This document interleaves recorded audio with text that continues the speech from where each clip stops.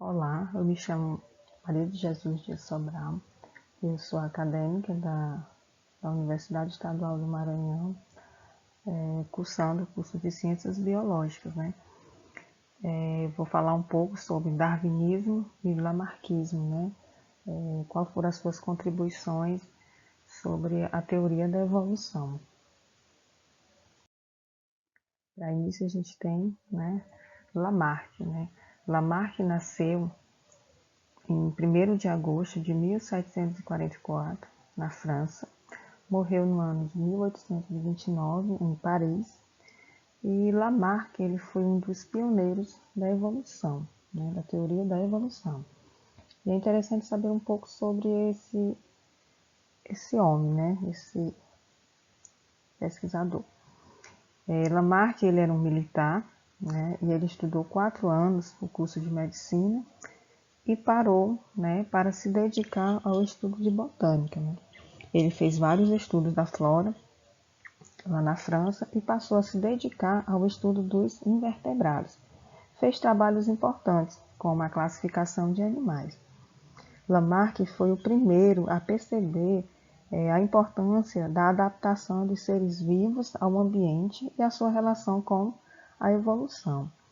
As mudanças ocorridas no meio trariam a necessidade de adaptação, e para isso os seres sofreriam alterações que levariam à evolução.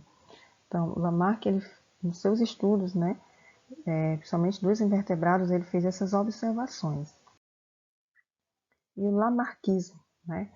Lamarck ele defendia que os seres vivos provinham de outros seres vivos e cada espécie ocupava um lugar na escala natural. A teoria da evolução elaborada por Lamarck em 1809 evidencia 2 princípios, que são a lei do uso e desuso, lei transmissão dos caráteres adquiridos. Para a gente entender melhor, temos alguns exemplos citados por Lamarck para demonstrar a sua teoria. Aves pernas altas, né? As aves aquáticas elas tornaram-se pernas altas devido ao esforço que faziam no sentido de esticar as pernas para evitar molhar as penas durante a procura de alimentos na água. Lei do uso e desuso. Né? As partes de um corpo, um órgão excessivamente usado por um organismo, ele desenvolve-se e as que não são, elas atrofiam.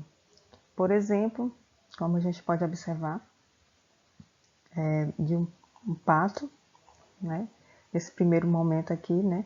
O uso excessivo dos pés para nadar, vamos ver aqui, né? O pato, esse uso para poder nadar, fez o quê? O pato desenvolveu membranas entre seus dedos para poder facilitar a sua natação. A lei da transmissão dos caráteres adquiridos.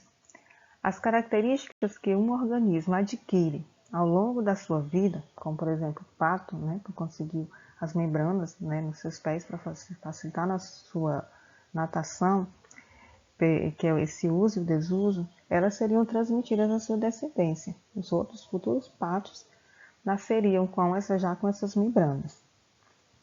E aqui nós temos outro exemplo, que são os espinhos adquiridos, né? Então, o uso e o desuso desses espinhos foram adquiridos nesses cactos durante sua evolução. Esses são passados são transmitidos às gerações futuras. A gente pode observar aqui e aqui. Então, essa era a explicação de de Lamarck. E segundo o lamarckismo, né, não poderia faltar a girafa. Né? A girafa, pelo hábito de se alimentar de folhas altas, ela teve o pescoço gradualmente alongado. Então, o uso, né, desse pescoço para se alimentar fez com que o fosse alongado. E essa mudança ela teria sido o quê? Transmitida às gerações seguintes. E essas do pescoço curto, ao longo desse processo, iriam ser eliminadas. A lei do uso e desuso, hoje, né, em alguns tempos atrás, ela não é tida verdadeira em todas as situações, né? E os órgãos desenvolvidos pelo uso sofrem regressão quando deixam de ser usados. E a outra parte, né? As características adquiridas ao longo da vida por um ser vivo afetam apenas a sua parte somática e não o material genético, como a gente tem conhecimento hoje, ou seja, não são transmitidas a sua descendência. Então, a teoria de Lamarck ela se resume em uma frase, né? O meio provoca mudanças nos organismos, visando a sua adaptação. Isso é o lamarckismo, né? As contribuições de Lamarck, né, para a teoria da evolução. Nós temos Charles Darwin. Né? Charles Darwin nasceu em 12 de fevereiro de 1809 na Inglaterra, morreu em 19 de abril de 1882 na Inglaterra.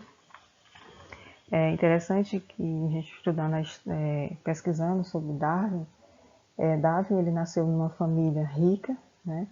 Mas que ele não tinha muito interesse pelos estudos. Então, o pai dele, como está aqui, ele estudou medicina e teologia. Então, o pai dele colocou ele para estudar medicina, mas Darwin, no primeiro momento que ele se deparou com, vamos dizer assim, com uma cirurgia, ele viu que ele não se identificou, né? Alguns historiadores, alguns pesquisadores que ele ficou horrorizado com aquela cena do procedimento cirúrgico. E ele desistiu do curso. Então, seu pai colocou ele para fazer teologia, né? Ele foi fazer teologia, mas também não se identificou. Mas nesse período que ele fez teologia, iniciou, né? Não concluiu. Ele fez uma amizade, né? Teve um amigo. E durante essa amizade ele acabou se identificando com a botânica, né? Mas foi na botânica e na geologia que ele obteve seu reconhecimento. Então, ele se destacou na botânica. E aí, durante esse processo todo, ele houve a oportunidade de Darwin viajar em um navio, né? Que esse navio era um navio de cartográfico que dava voltas ao mundo. E Darwin foi juntamente com esse pessoal. Então, ele percorreu o mundo coletando fósseis, animais e plantas, né? E ele desenhava, ele fazia suas observações, suas anotações e trazia essas coletas para serem estudadas na Inglaterra. Após 20 anos de estudo, ele publicou A Origem das Espécies, que serviu de base para comprovar sua teoria, né? Foram muitos estudos, muitas observações por Darwin. E aí o darwinismo, né? Quais são os principais aspectos da teoria de Darwin? As diversas formas de vida surgiram de ancestrais, comuns por modificações na descendência. O mecanismo de modificação é a seleção natural. Indivíduos de uma mesma espécie apresentam variações, né? Organismo com variações favoráveis às condições do ambiente onde vive tem maiores chances de sobreviver e deixar descendentes. Assim, ao longo das gerações, a atuação da seleção natural sobre os indivíduos melhora ou mantém o grau de adaptação destes ao meio. Então, para Darwin, é a seleção natural. Então, o ambiente, de certa forma, é que vai selecionar quem está apto para viver ali, para desenvolver, para crescer e reproduzir. Segundo o darwinismo, existiam girafas do pescoço longo e pescoço curto. Porém, a seleção natural e a competição fez com que as que possuíam o pescoço mais comprido levassem vantagem contra as que possuíam o pescoço mais curto. E isso seria passado para suas gerações futuras, né? Então, por isso concluímos de Darwin que a seleção natural ela favorece ao longo das gerações sucessivas a permanência e o aprimoramento das características relacionadas à adaptação.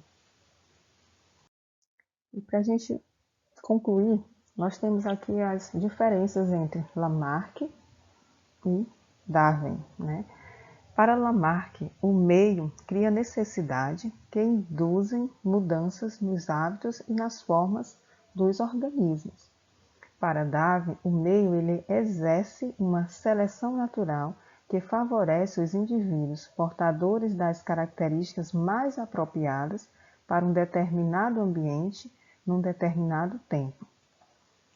Lamarck, as novas características surgem pelo uso ou desuso de um órgão ou parte do corpo. Para Darwin, nas populações existe variabilidade, indivíduos com características que lhes conferem vantagens, melhor adaptação que outros. Lamarck, as características adquiridas são transmitidas aos descendentes. Para Darwin, os mais aptos vivem mais tempo, se reproduzem mais e transmitem as suas características aos descendentes. Então, a gente vê que tem uma diferença entre o pensamento deles, né? E visto que Lamarck, né, tanto a lei do uso e desuso como a questão das características, né, serem transmitidas, não são comprovadas, não são verdadeiras, né? Mas isso não quer dizer que ele não teve importância na teoria da evolução. Sim, porque foi dele que partiu esse interesse sobre esse assunto, né? E ele se destacou em outras áreas também, tá? E Darwin, ele teve suas grandes contribuições, sim, e através dessas descobertas, tanto de Lamarck como de Darwin, vieram outros estudiosos para concluir esses estudos e chegar até onde a gente tem o conhecimento até hoje. E é isso aí, gente. Muito obrigada.